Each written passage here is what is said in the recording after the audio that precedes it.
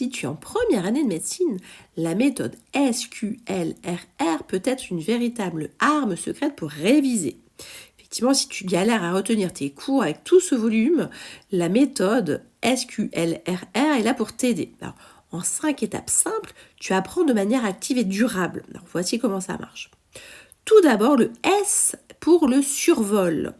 Prends 2 à 5 minutes pour survoler ton cours. Regarde les titres, les sous-titres, les mots-clés et les schémas.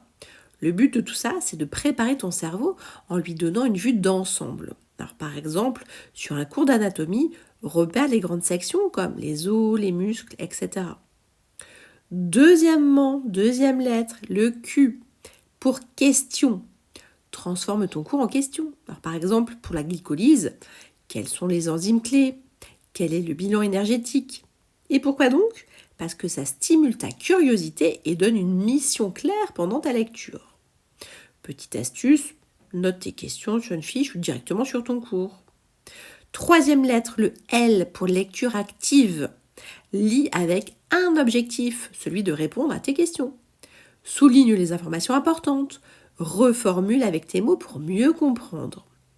Alors si par exemple on parle de la membrane cellulaire, demande-toi pourquoi elle est semi-perméable. La lettre R est mise pour récitation.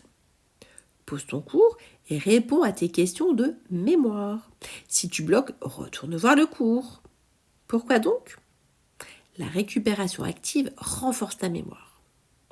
Tu peux expliquer par exemple un concept comme si tu l'apprenais à un pote ou même à ton chat.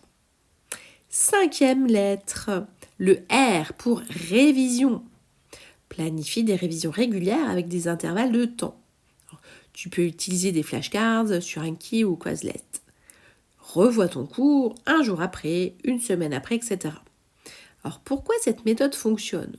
Parce qu'elle te fait passer d'une révision passive à un apprentissage actif.